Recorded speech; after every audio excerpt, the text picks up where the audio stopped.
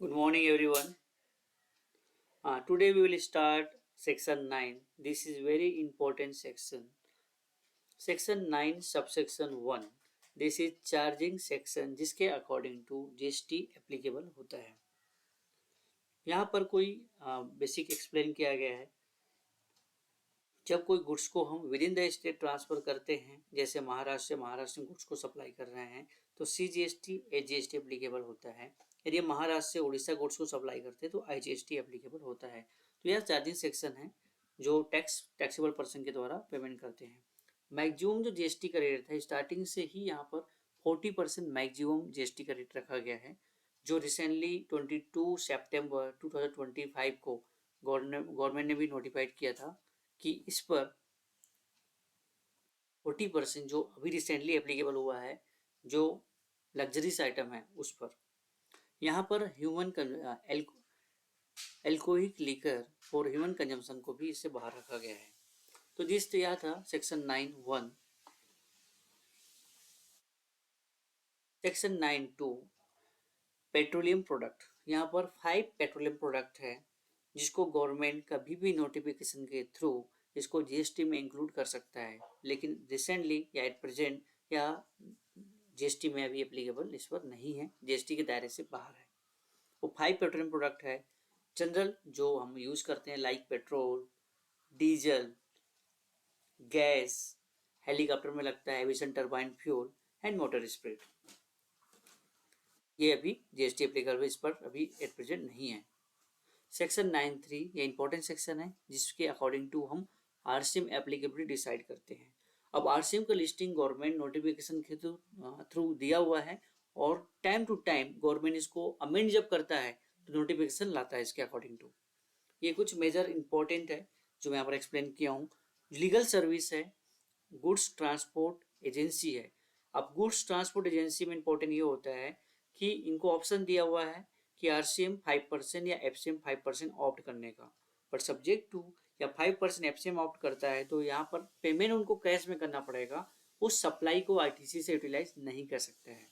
दूसरा ऑप्शन है एफसीएम, वो 18% ले सकता है जहाँ पर वो आईटीसी यूटिलाइज कर सकते हैं अपना सप्लाई के पेमेंट के लिए। Then sponsorship service. Sponsorship service जो प्रोवाइडर होता है, यदि वो बॉडी कॉर्पोरेट है तो इस केस में एफसीएम एप्लीकेबल होगा। ये रिसेंटली जनवरी 25 में इसका अमेंडमेंट आया था। अदरवाइज आरसीएम एप्लीकेबल होगा। सर्विस कोई गवर्नमेंट के द्वारा देते हैं, डायरेक्टर सर्विस है, इंश्योरेंस एजेंट सर्विस है, सिक्योरिटी सर्विस। यहाँ पर सिक्योरिटी सर्विस में भी यही सेम कंसेप्ट है।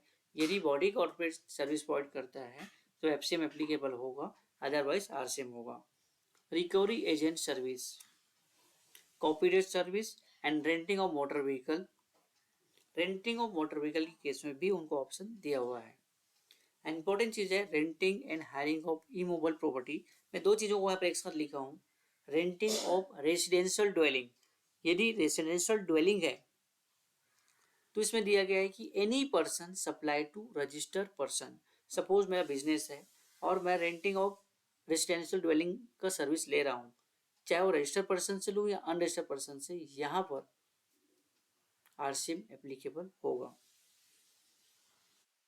सेकंड है रेंटिंग ऑफ कमर्शियल बिल्डिंग। यदि कोई कमर्शियल बिल्डिंग है तो इस केस में यदि मैं रेंटिंग अनरजिस्टर्ड पर्सन से ले रहा हूँ तो आरसीएम होगा, अदरवाइज पहले भी एफसीएम था इसमें। बस गवर्नमेंट ने ये चेंज किया है कि अनरजिस्टर्ड पर्सन से जब मैं पहले सर्विस लेता था तो इस पर आरसीएम नहीं लगता था, बट नाउ ये इंक्लूड किया गया है अनरजिस्टर्ड पर्सन से भी मैं बिजनेस प्रॉपर्टी लेता हूँ, इमूवेबल प्रॉपर्टी रेंट पे, तो वहाँ पर भी आरसीएम एप्लीकेबल होगा। ये इंपॉर्टेंट सेक्शन था और इसमें बहुत सारी टाइम टू टाइम अमेंड होता रहता है। नेक्स्ट आएगा 9(4). 9(4) हमको ध्यान आए कि जुलाई में जब इनिशियली जीएसटी आया था तो कोई भी गुड्स यदि हम अनरजिस्टर्ड से पर्सन कर रहे हैं जिसकी लिमिट एबो 5000 था तो वहाँ पर आरसीएम एप्लीकेबल होता था, बट एट प्रेजेंट ऐसे यहाँ पर केवल आरसीएम अभी रियल एस्टेट सेक्टर में ही एप्लीकेबल है। नोटिफिकेशन था 07/2019 सिटी रेट। इसमें बेसिकली कैसे एप्लीकेबल होता है मैं एग्जाम्पल के थ्रू एक्सप्लेन किया हूँ। अब कोई प्रमोटर है, हम बात करते हैं रियल एस्टेट की। कोई प्रमोटर है जो रिसीव गुड्स और सर्विस,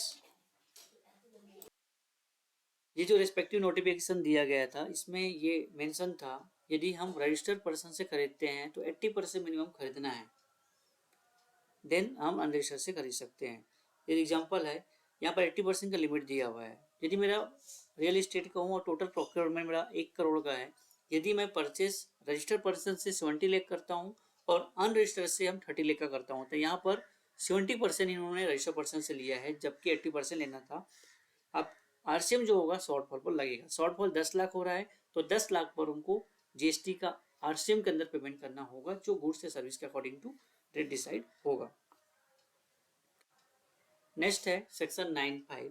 ये ई कॉमर्स ऑपरेटर के एप्लीकेबल होता है, जो स्विगी है, जोमेटो है, ओला उबर है, ये ई कॉमर्स ऑपरेटर्स है जो हमको सर्विस देता है।